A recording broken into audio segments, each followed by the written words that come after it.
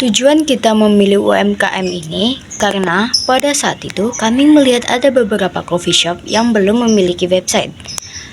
Coffee Amba ini adalah salah satu coffee shop yang sering kita datangi dan kebetulan coffee shop ini belum memiliki website. Kemudian ada flowchart dari website kami. Yang pertama ada melihat menu, mulai, kemudian menampilkan homepage, lalu menampilkan tombol menu produk. Ketika pengguna mengklik tombol tersebut, akan menampilkan menu yang tersedia dan selesai. Kemudian melihat promo, mulai, menampilkan homepage, menampilkan tombol menu promo. Ketika pengguna mengklik tombol tersebut, akan menampilkan menu promo, selesai. Lalu melihat galeri, ini juga sama, mulai, menampilkan homepage, kemudian menampilkan tombol menu galeri, dan ketika pengguna mengklik tombol tersebut akan menampilkan menu galeri. Selanjutnya ada login admin yang mulai akan menampilkan homepage, kemudian menampilkan tombol menu admin, dan pengguna ketika mengklik tombol tersebut akan menampilkan menu login admin. Kemudian akan diminta untuk menginput email dan password. Lalu akan dicek email dan password tersebut tersedia atau tidak. Jika tidak, akan diminta untuk menginput ulang email dan password. Jika tersedia, bisa submit dan data pengguna masuk ke database. Lalu memasukkan email dan password pengguna dan memasuki halaman admin. Selesai. Kemudian ada IRT dari project kami. Di sini ada 5 tabel. Yang pertama tabel user berisi ID, username, dan email. Kemudian tabel menu berisi ID, title, URL, description, dan kategori. Kemudian tabel promo berisi ID, title, dan URL.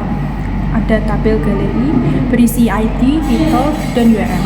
Kemudian yang terakhir ada tabel information berisi ID, title, dan description. Di sini saya sebagai UI UX design.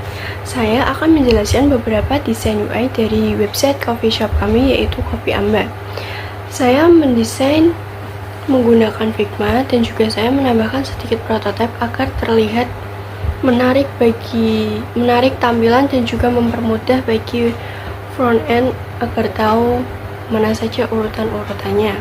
Kemudian saya menggunakan font intern. Mengapa? Karena menurut saya font Poppins ini terlalu sering digunakan.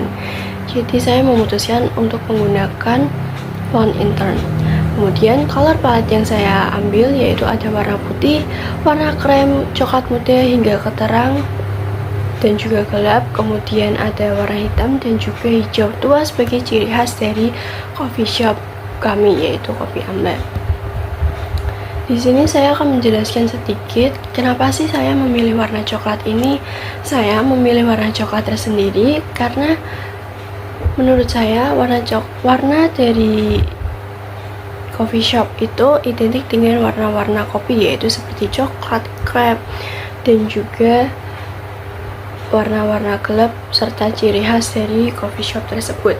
Maka dari itu saya memutuskan memilih warna coklat, dan warna coklat ini merupakan request dari manajernya tersendiri yaitu Mas Jojo.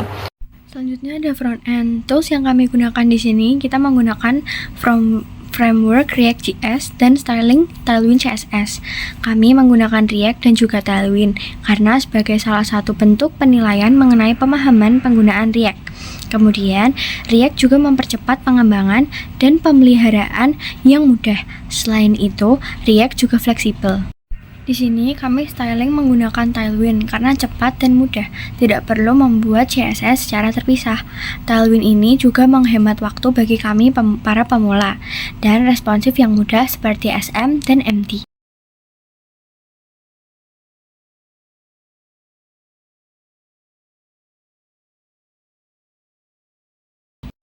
Website ini merupakan website profile information yang terdapat about us, information, kontak, dan only admin.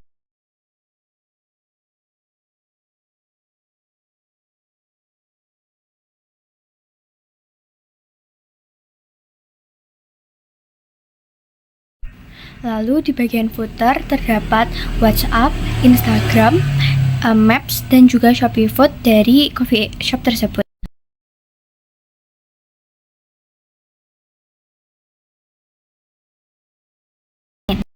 Lalu terdapat menu yang di dalamnya dikategorikan menjadi 3 kelompok. Lalu di dalamnya terdapat menu-menu yang sudah disesuaikan dengan kategori tersebut.